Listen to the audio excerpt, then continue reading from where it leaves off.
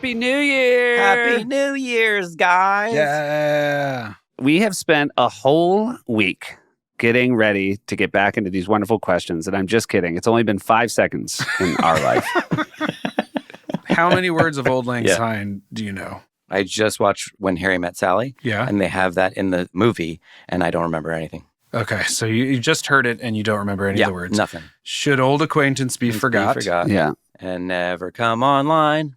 Yeah, I tap out at forgot. The problem is you have to really sing that full-throated, and then it's screeching breaks when you realize you don't know the next word. I remember the lyrics when Bob Odenkirk goes into Old Lang Syne at the end of The Joke the Musical in Mr. Show better.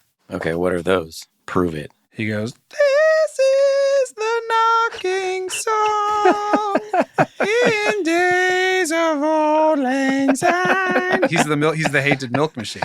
Right. I'm the hated That's right. milk machine.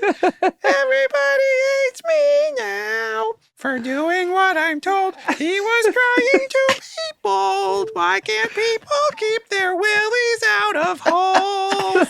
And then one of my favorite moments in all of comedy history, it turns into, "Where do I go now?"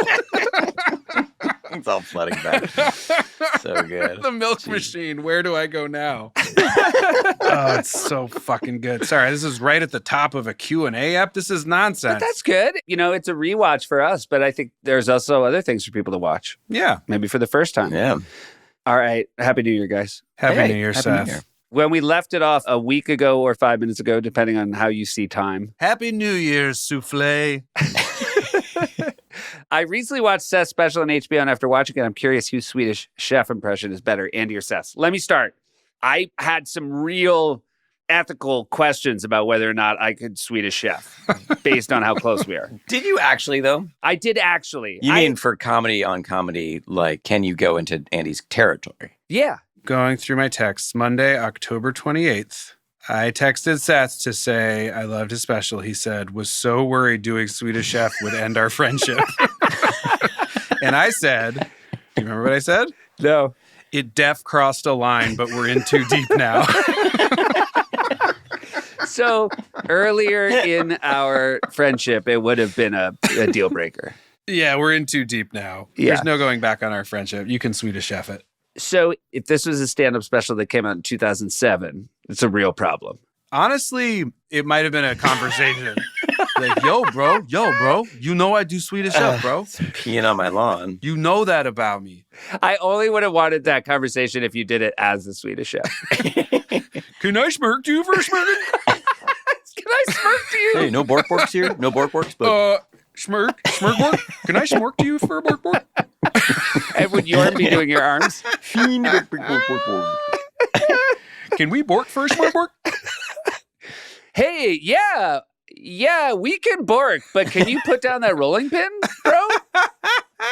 Also, you're covered in flour. Are you good? Can I smirk to you bork bork? Hang on, I'm going to reorganize my whole record collection, bork.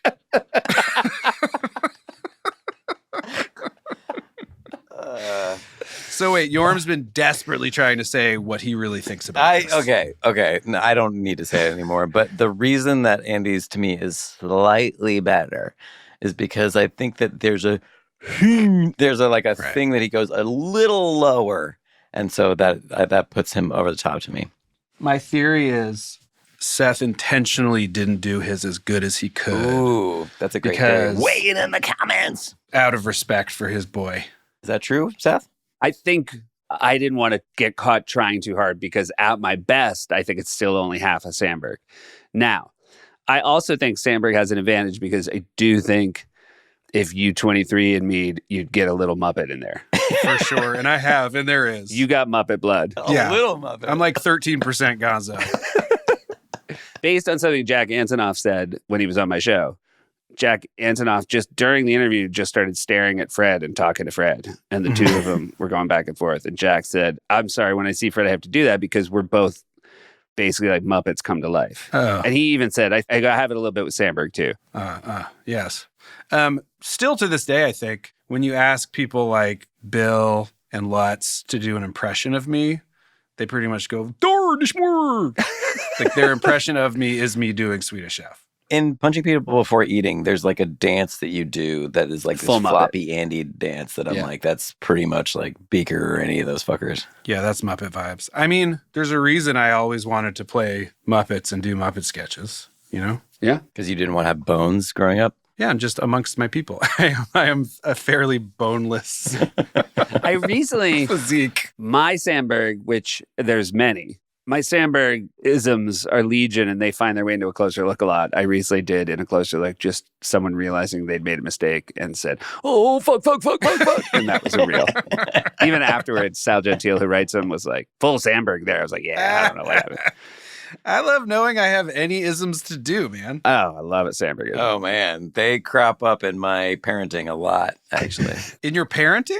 Yeah. You say a lot of shit that I quote just from our friendship, not from like, you know, your time on TV or whatever. So you say stuff to them like, "You fucked me. I fucking counted on you and you fucking fucked me." I don't know. What do you mean you're doing later to the laws? No, we were so happy for Yormi. We went and visited Seth. Yeah. Somebody asked me a question. Seth, if you could appear in any existing short or any Lonely Island song, which would it be? I think just for a thought exercise, I would have liked to have been in a Laser Cats so that we could truly know if I don't like it. If I was out here saying, I actually think Laser Cats 5's pretty good. I think that would have fucking nail in coffin right there. Yeah. I mean, you're in Natalie Rap. I'm in Natalie Rap, and it's a very nice thing to be in. This is just a hurtful comment. What happened to Seth trying not to say it should be noted because he's doing a horrible job? Okay, thank you. Cruel. Noted. Cruel. Hey, guess what? It's the new year, and we all have our own resolutions. Yeah. Yorm, what's your New Year's resolution? I already completed all of them. Done? Yep. Wow. Oh, what were they? Fucking shredded. And I'm drinking way more, too. So Oh, your 2 resolutions were to get shredded and drink more? Yeah. And you've done both already. Yeah. Fuck. Fucking shredded and drunk. I'm drunk right now. On like the 3rd. Hey, Jeff just said he received a very special voice note. So let's hear that one, Jeff. Nice. Hi, guys. Huge fan of yours. Have been since I was about 14. So it's been a long time. I've been listening to you as The Lonely Island and watching SNL and everything. A question my best friend and I have always wondered is why was there never a digital short for Japan? It is to this day, I think, our top 3 favorite Lonely Island songs. I took TV production in high school and fought really hard to try and make that song be the music video that we had to make for class. I just couldn't get my group on board. I don't think I've been able to do it justice anyways, but yeah, it'd be really, really great to hear why there's not a music video, and is there any chance that you could make one now? Thank you. I want to know what her other top 2 songs are, because that's eclectic to have that in your top 3. Thank you for that question. I think we're very sad that we didn't make that, right? Yeah, we talked about it so many times. And the label, I think we've mentioned this before, the label was down for us to make the video. Yeah. I was excited about it. I can't remember exactly why we didn't. It was one of those things where it just kept getting punted and one of us would have something else to do. I mean, look, guys, when you're in a band, a music band with 3 different individuals who all have their own lives outside of the band. Or if you host a podcast, depending on the band. Things can get scheduling tricky. Things can get scheduling tricky. I stand by that phrasing. You own it? Yeah. Yes. But I guess all we can say is we share your disappointment that it never happened, because we all obviously wrote the song 100% thinking it would and wanting it to. Share your grief. I'll go. That might be overstating it.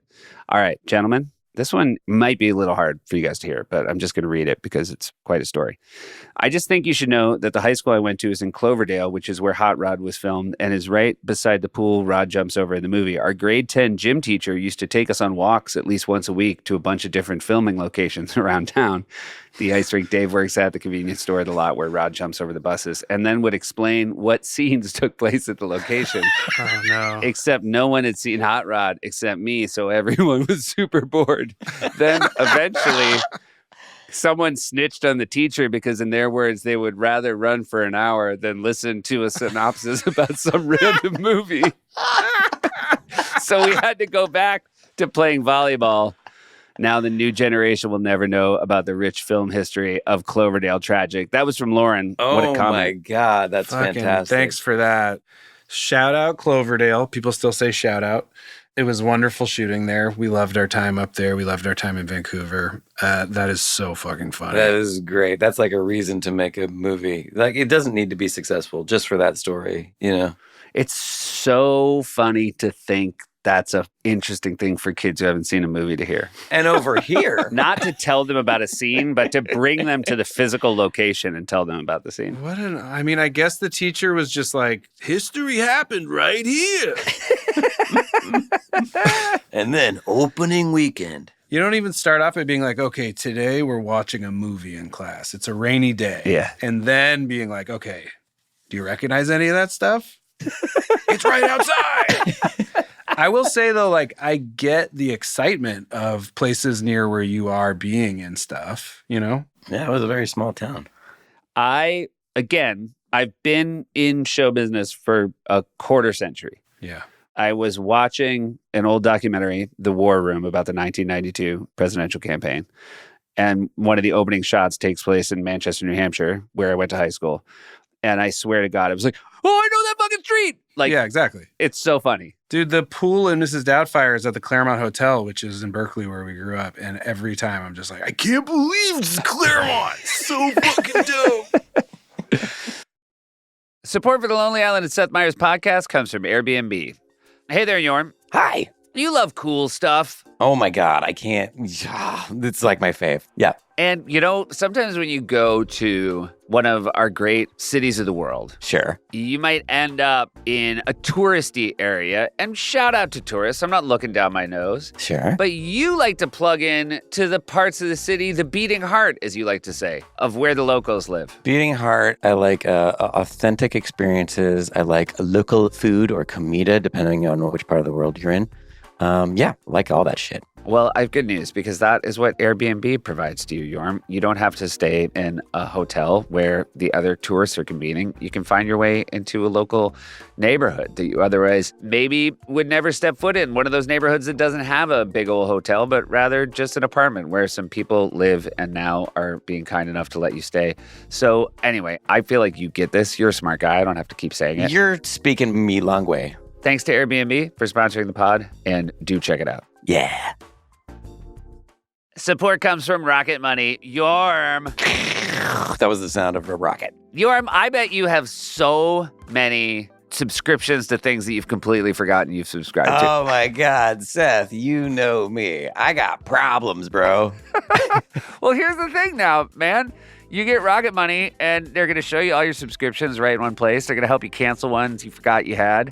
They're also going to pull together all your spending across all of your different accounts. This is going to get your life back on track, Yorm. The only problem with using this would be the depression that I would see of how much money I'm wasting every month. You know, that first initial shock. Yeah, you get through that initial shock, and then, though, it's like going to the doctor, and the doctor's like, all right, we're going to get you on a program. We're going to make you better. And then you look back at 6 months, and you're like, thanks, Rocket Money. Oh, I'm so healthy now. Yeah, I love it. Rocket Money has over 5 million users who saved a total of $500 million in canceled subscriptions, saving members up to $740 a year when using all of the app's premium features. Rocket Money is a personal finance app that helps find and cancel your unwanted subscriptions, monitors your spending, and helps lower your bills so you can grow your savings. Cancel your unwanted subscriptions and reach your financial goals faster with Rocket Money. Go to rocketmoney.com/island today. That's rocketmoney.com/island, rocketmoney.com/island.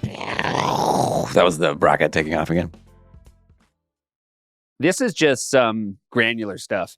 I know a lot can happen in a live show. Is there a medic on standby in case someone gets hurt? Maybe someone gets fake vomit in the eye and needs medical attention. Does SNL have its own doctor waiting in the wings? Or is there a doctor or team for the whole building in case something happens? There is 100% a nurse on staff on standby in the hall. That's right. Teresa. Yeah. Teresa is the OG nurse, and she is amazing. She's amazing. She's an amazing person. And then there is a whole hospital wing. I don't know what you would call it. There's offices that are on the 7th floor, I believe. And I remember the most comical moment to me was when I once almost collapsing went to go see the doctor on that same floor. And she was like, just come in here and sleep for a second. You're just exhausted. And I went and like to a dark room and just slept for an hour. I think maybe you've lost the thread on hilarious, the word hilarious. You know what? It was a great time. I don't regret anything. In terms of an emergency doctor, though, I'm sure there is. However, I have one story. I think I've told this before. I was doing a sketch live. I don't remember what it was, but I was Nick Cage. And at one point I freak out and go, "Oh, the bees from Wicker Man," and jump through a window. And it was a dress rehearsal, I think. And I hit my eyebrow on the, like, where it's supposed to be, the scoring. Yeah. So I jumped through the window and like the spot where it's been scored is not weak enough. So my face smashed through it and I hit the crash pad on the floor and just immediately started pouring blood out of my face. And Donna, who works in costumes but is the costumer for the host usually, somehow lifted me up by my like lapels and did like the little suture like thing? salt or whatever. Yeah. Or like the little stickum, like glue or whatever, and like patched me. I was in the next sketch. Wow. She's like a corner man at a boxing match. It was literally like in a boxing match. And then I was changed and into the next thing. Maybe it was when I hosted, if it was Donna. I don't understand how it happened. That glue is actually very similar to crazy glue because it happened to my son. And they were like, yeah, it's basically crazy glue that was like sort of invented for that, for boxing. Suture. Yeah. So that she just glued you up. It was so dope. I was very impressed. That's incredible. That's impressive. Donna fucking with the win. Yeah. I famously anti people jumping out of windows in sketches. Yeah, but you're wrong. And we're pretty pro. But go on. It makes me very angry. We just talked about that like it was fine. Fucking mugglers. The other thing I'll say about scoring is so funny because, and again, the prop people at SNL, best in the world. And Horatio once wrote a sketch at the table. It was so funny. It was a guy selling guitars on QVC. And while he played the guitars, they would just snap in half. Mm-hmm. And so he had gone and bought toy guitars that are poorly made. And so he could actually snap them at the table. Mm-hmm. His name was Guillermo. And it was so laugh out loud funny because he would play a few notes and then, just cracking his hands. And it was a very funny thing to think of a QVC guy having. And then it went to dress. And the prop guys now had to make realistic looking guitars and just score the shit out of them so that Horatio could break them. But they were so much harder to break than the ones he'd done at the table. And dress went so badly, but we were crying laughing because while Horatio was playing, you could see his muscles just tensing with all his might because he knew he had to break this guitar. And a failure as a piece of audience sketch went, but very memorable to this day. Hello, The Lonely Island and Seth Meyers podcast. Big fan. Here's my question. When you first get on SNL, how are you trained for this like massive nationwide appearance? Are there coaches? Are there therapists? Like who's there to sort of help you out along the way? Are you helped or are you kind of just shoved into this and you're sort of scrambling to do your best? I'm just fascinated by the sort of technical elements of this thing. It seems very frightening. Big fan. You guys inspire me endlessly. Thank you so much. Peace and love. Awesome. Yeah. Two things about that person's voice. One, very soothing. Mm. Yeah. Two, when it started, I was like, is this Lutz when he was a kid? I did think that too. I thought that Like it sounded like Lutz as a kid, which I like. Yeah. Yeah. They don't. They just throw you in, right, Seth? They throw you in. Yeah. They just throw you in, and that's the deal. And you're either like, I'll say it, ready, or you're not ready for prime time, or you are not. Oh, boy. I knew it was going to be about prime time. I just didn't know how you're going to phrase it. Yeah. You are ready for not being ready for prime time. Yeah. What kind of player are you? You're the type of player who's ready for not prime time. But yes, I remember the first time I actually was on the show and was saying words, I was shocked how little I had been told and how it was just happening. I was like, oh, I'm on the show right now. This is it. Like it went from being my dream to happening in a matter of weeks. And now I'm just doing it and it's happening. And then I had that problem, which is if I had written the sketch, I would mouth along the lines of people that Did you? I did. Oh, I would, no. and it was wow. really bad. And Jenna, who's still a stage manager there, used to move her hand like a puppet mouth to let me know I was doing it. Be like, you're doing the thing. Oh my God. You're doing the thing where you are moving your mouth for everybody else's lines. Okay, I have a question for you guys since you were both on the show. Does it help that you're looking at cue cards and not necessarily the actor that you're looking at? Or is that actually worse in terms of like the nervousness of like, holy shit, I'm here just talking on national television as it's happening? Depending on the sketch and the blocking, you know what I mean? If it's a ton of lines that you got to get through really fast, it's better to make sure that your eye line is correct with cameras and stay on cards. Gotcha. If it's more performance-based and you're doing a lot of physicality and moving around. Then you want to like always dart over to the person. And there's a skill that some people have way better than me called jumping cards, because there's multiple sets, where you can move around the scene and jump from one set of cards to another mid-sentence. Oh, you're like literally like your gaze is hitting different cards at different times. Exactly. Oh, cool. Yeah. And some people are very, very savvy about it and build in little moves and moments for themselves to get to the other set because they want to be more active in the scene. And there are times when I will watch something back, especially recently because we're revisiting things, and I'll be like, woof, I am locked on those cards.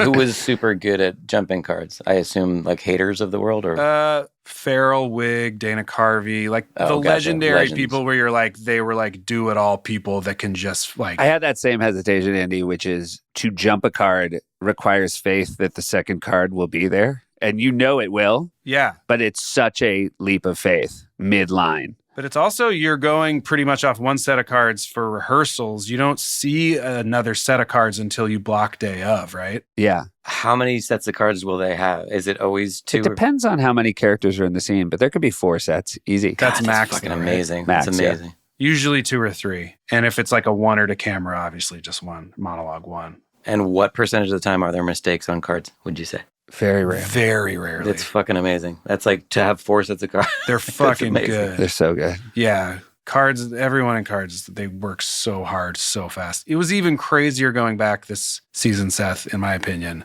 in terms of how late the changes and how many changes were going in. Yeah. Those political cold opens, it was insane because there were like 5, 6 writers working on them at all times and changes coming in from 5 different writers and the cards team just like making them all make sense and be legible. And They're also taking white tape to Yes. make changes. It's so analog. God, it's One amazing. writer stands with Wally, who does cue cards for my show to this day. And by the way, to echo your sentiment, Andy, the amount of Mondays he would walk in and say, well, we broke a new record. yeah, it's crazy. Just on number is of crazy. cards and how late they got the changes. But one writer with the script stands over Wally as he goes through one set of cards and you're making changes. And then 4 other people are just mirroring the changes as they happen. Correct. They're just watching Wally and changing That's their set of cards as well. That's incredible. Yeah. Also, something that is incredibly common, Yorm and whomever is listening, is if you have a piece and you're worried about the changes, you go try to find someone who's not currently on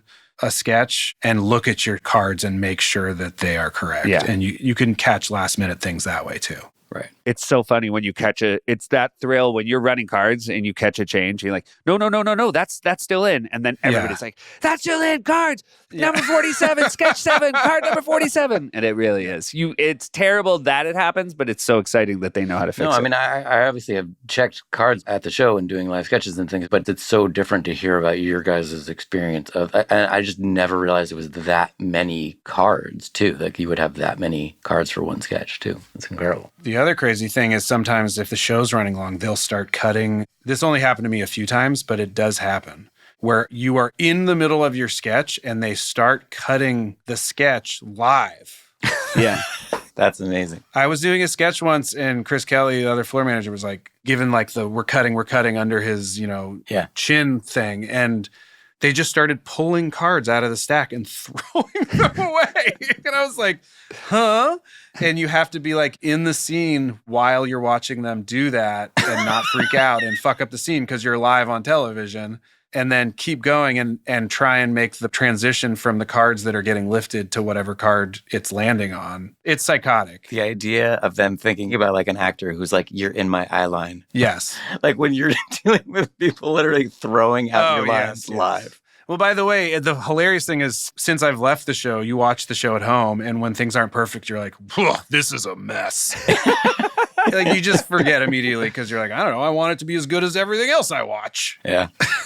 I think I got a lot better at a lot of the things. Also, most, if not 99% of the work I was doing was direct to camera. I still never said my first words on Weekend Update without a 50-50 doubt that they just wouldn't come out. Really? Wow. The idea of going out and starting Weekend Update, starting that first joke was never anything but white knuckle terror for me. That's crazy. Once I started talking, I was fine, but I just had a real ugh. Doesn't help that there's a giant theme song leading up to you talking. I know that feeling. After doing it for so many years, Seth, I figured you would have settled down enough. Fallon and I did a George Washington Thomas Jefferson thing at a Weekend Update Thursday a few years ago, back when I did one of those. Mm-hmm. And it was so funny to be sitting backstage about to roll out, having just done my show, which is also a television show. Yes. And because it's live, and that is all it takes, heart pounding out of my chest as I was sitting in that little rolling chair about to go out. I mean, I will say when I went back this season, the first cold open, I was flipping out and got dry mouth and shit to the point where I was so nervous at dress that I brought water with me for air, and it really helped. I sipped water right before I went out because I was like, oh shit, this is going to be intense. And then it's the same thing. Once you get your first laugh, you relax again and you're like, oh, right, I did this for 7 years. Yeah, it's fun though. The fact that both of those have big lead-up theme songs, like, the show is about to start, it's all on you, That's and part here's of it. update, and you better not fuck up. Obviously, he's good, because why else would he be in the package? We shot him walking down the street of New York. He must know how to tell a joke. He must know what he's doing to have gotten here in the first place. He's hanging out at a social thing and then notices the camera. Hi, Seth, Andy, Akiva, and Yorma. I mean, if Yorma's even there. Oh, perfect. Nice. My name's Aaron, and my question is it a crime to enjoy Daiquiri Girl? Because if it is, then put me in jail. I'm just here to say that I proudly voted for it to be in the Criterion Collection, and I swear I'm not doing it to be punk or to spite y'all. I promise. I really think it's an underrated gem that is short and sweet. I really do. It's Nan Golden short to me.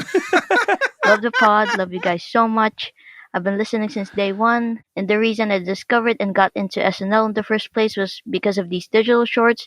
So every week, every episode has been nothing but a joy and a delight, and I'm so grateful for you guys for that. Aww. Thanks, guys. Have a good one. Bye. So sweet. God, Thank you. Another A+ voice, too. Wow. Yeah. Goodness. Thank you. I mean, it's not a crime to like Daiquiri Girl. It's not. Not in this country. It's maybe a bit of a comedy crime. Is it? But you know what? If you love it, If you love it, you love it. Go to There's it. still jokes. yeah, Set your heart free.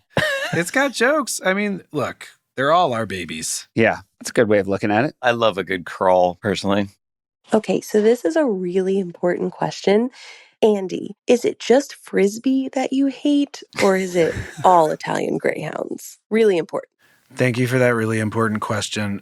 I haven't really interacted with any other Italian Greyhounds, so I'm going to say it's just Frisbee. Short and sweet, to the point. But Seth, I got your holiday card, Yeah, and I texted you about it. you're pretty upset. Well, the front, again, is just the beautiful children in adorable Nutcracker costumes. Yep. Pretty cute. And then it's like, oh, happy holidays from their names. And then on the back, another picture, and Frisbee! And Frisbee's in there. Like, it's honestly like a jump scare from a horror movie. It's like, oh, it actually was a happy ending. The final girl killed the monster, and she's safe at home. And no, the monster's still in the house, is what it was like for me. I get asked a lot in my show's Q&A, do you still hate Frisbee? And I just want to stress to everybody, there's no chance of turning this ship around. This is a big old freighter in the middle of the Panama Canal. I texted you on a Sunday, Seth, and do you remember what I texted you? It was football related. No, what was it? I remember what you texted about football. I don't remember how it tied to Frisbee. Everyone knows Seth is a big Steelers fan. Yeah. I texted, do you think Russ throwing that pick six was karma for you sending me this sneak attack? You thought With right. a picture. You thought the Steelers lost because I sent you that holiday card. I hoped. Yeah, who knows how the universe works? And I have nothing against the Steelers. But man, oh man, I was glad you lost that day. Because Frisbee's getting older, and I asked my audience the other day, would it be a funny joke to, when she dies, send you the bones? Oh my God. And then The best was I was giving a long answer about how I thought that was I had come up with this idea and I was asking the audience, like, is that an okay thing to do? And then somebody very close to me, because I walk up the aisle, just looked up at me and said, how are you going to get the bones? Yeah, how are you going to get the bones? I'd like to think about it. So then we were talking about being at the vet when you're like putting your dog down and it's like super sad. And then you're like, also, can you get the bones out? Here's the thing. I've been working on this material, and I really need you to help me out. Excuse me? I'm really bummed that I burned this, because then I realized I could just buy any sort of like, rat skull and just send you the skull. It would work. I'd believe it in a heartbeat. It would have worked. And so I burned it for the pod. I think we've maybe touched on this before, but if and when, we don't know like what type of being Frisbee even is. Might That's be some true. sort of immortal demon. But if Frisbee passes on to the netherworld from whence she came, do I need to come on your show and do like a musical tribute of some sort? I think so. Yeah, we should talk about it. I think so. I liked the picture of the kids being really sad and me, calming them down while I'm also just fucking giggling while I'm putting a skull in a box. No, I know. Maybe we'll get another dog. She's in a better place. Oh, she was a good one. Oh, we love her so much. Oh my God, he's going to hate this. This is going to kill. He's going to shit himself. Someone asked me, did I know while we were doing it that it was Ann Golden era? Or did it take leaving and some time to have that realization? I think I knew by the end of it. Do you guys remember year 5 of us being there? They did a documentary about the 2000s. Yeah. But I was just like, okay, we're doing documentaries about. And it wasn't saying that the era was great. It was just like that we were doing documentaries about the time that was happening now. And that was a moment that I was like, I think I can leave this show now. Interesting. I mean, they do like TV movies about stuff that happened last week.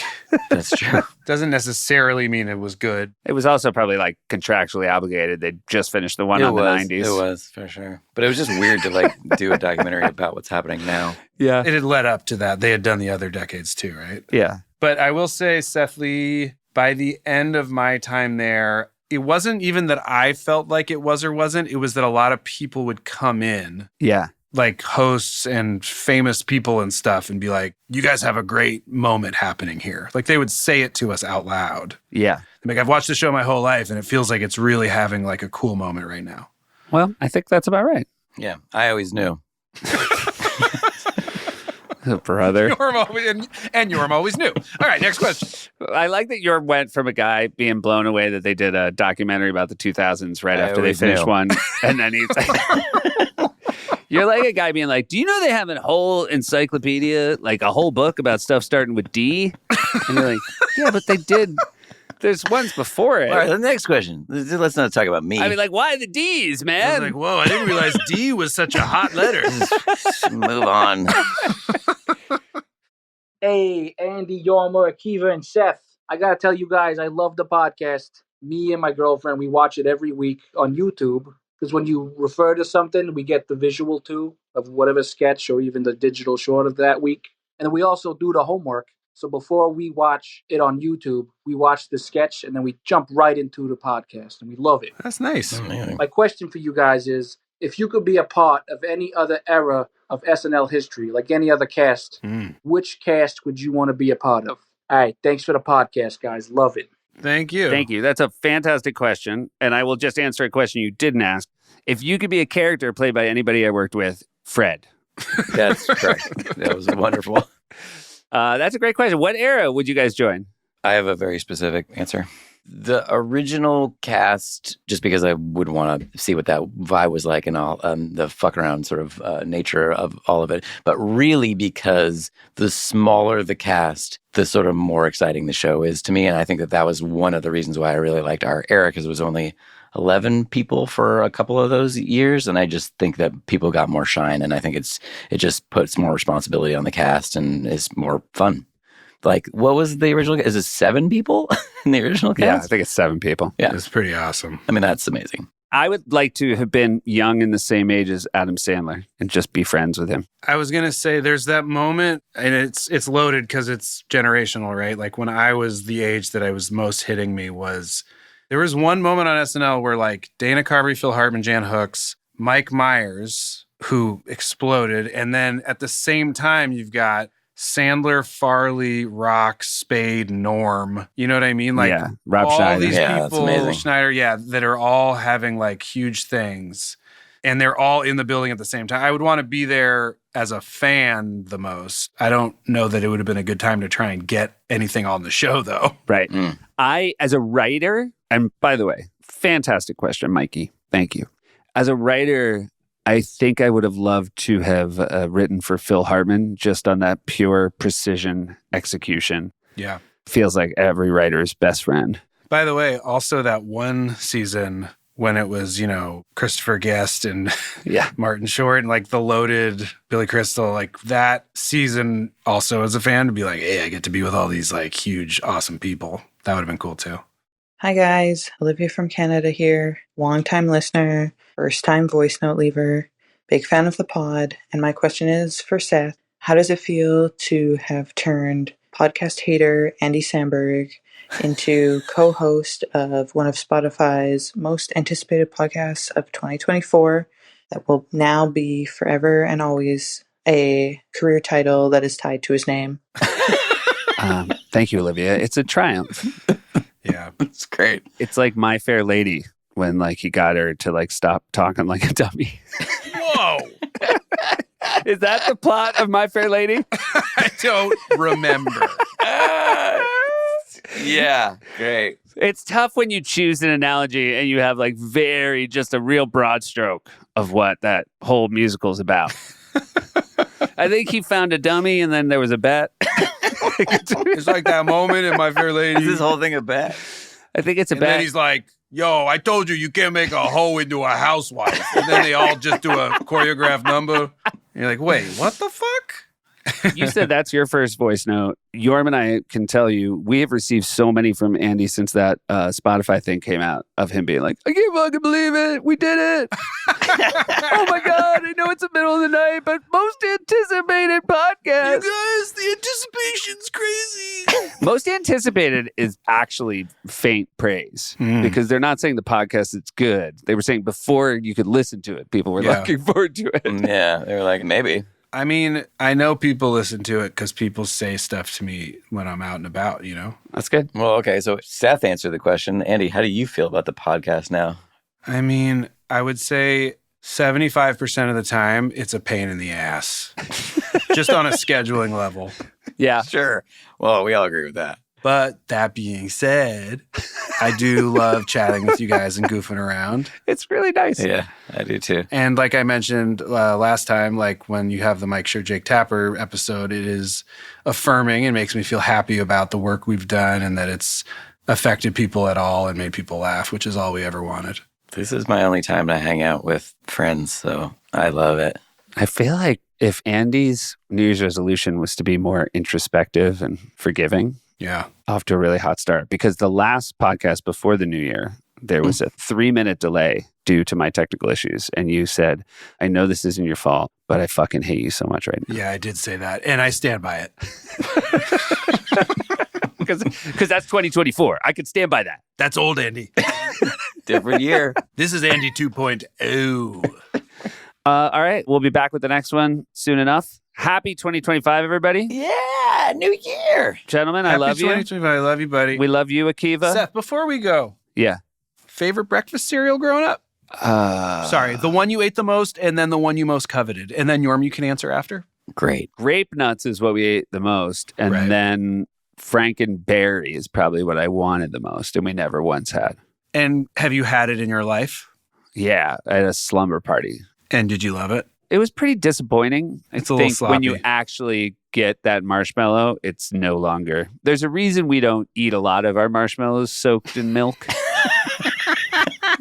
Dehydrated marshmallow. And then follow-up question, grape nuts. You eat those with like sugar or something on top, fruit, or just raw dog that? That would just raw dog with milk, yes. I don't think my parents were as healthy as you Bay Area kids were. Yeah. But it was something that was in disgust. And grape nuts, would you wait like at least 30 seconds to let them soften up a little bit? Yeah, I mean, I'm not crazy. I don't got a death wish. Yeah, you're like, I want my teeth into old age. 100%. Yeah. Okay, Yorm? Speaking of Bay Area, I ate something called Odeos, which were pretty odious. Nice. And what I wanted was Captain Crunch or Lucky Charms. Those were my two that I wanted, but I could never have. That's what's up. All right, respect and love. And you guys would buy cereal in Bay's area at a place called Dave's Soup. Is this a Mr. Mops throwback, Ref? Yeah. I mean, because again, for us, it's only been like minutes. That's right. I mean, I think as much shine as we can place on Mr. Mops. Yeah. Berkeley institution. Support local Mr. Mops. Yeah, if you need some toys and you live in the greater Bay Area, check out Mr. Mops. 0 mops for sale, unless you make the right offer. Ask them. The mop of Mr. Mops is like buying a Mogwai. I like Andy. There's a story where Andy becomes just obscenely rich, and the way he shows off at his hometown is he walks into Mr. Mops and is like, 1 mop, please. And they're like, we don't have them. And you're like, oh, I believe you have one. Let's just say I've done well for myself, Mr. Mop. And as a child, I lived through a fair amount of disappointment at your lack of mops, but that ends today. Right. I love you guys very much. Love you, Love buddy. you too. Happy 2025, guys. Chat soon. Catch you on the flippity dip. Hey, what's up, everybody? It's Akiva. I know everybody was just listening to this whole pod, but what would Akiva have said if he was here? What's his take? And so here I am. And first off, I just want to commend the listeners who sent in voice notes for their microphone quality. Way better than Yorm's, who's a professional. Are you guys using like AirPods or, write in, let us know about your equipment lists. Yorm's into that sort of thing. Just, great job, everybody. I have another question for the listeners. Have I been holding Andy back? I took a couple episodes off and suddenly his energy's like through the roof. Is that winter break energy? He seems positively jazzed to be on the podcast. What do we think? Did he get a new coffee machine for Christmas? What do we think, guys? All right. I wanted to share that when growing up in Berkeley, nothing ever filmed there to the Miss Doubtfire using the Claremont pool thing. And one day I heard Whoopi Goldberg and Ted Danson were shooting a movie called Made in America up on Telegraph Ave. And I dropped everything because I was like, that's the dopest thing I had ever heard. I ran up to Telegraph. It was over. There was no sign of it. And then the next day at school, some people had pictures with Will Smith and Whoopi and Ted. And I was so jealous. All right, that was it. Shout out to Odeos and Grape Nuts as they were both in my household. Frosted Flakes was what I wanted. All right, love you guys. Bye.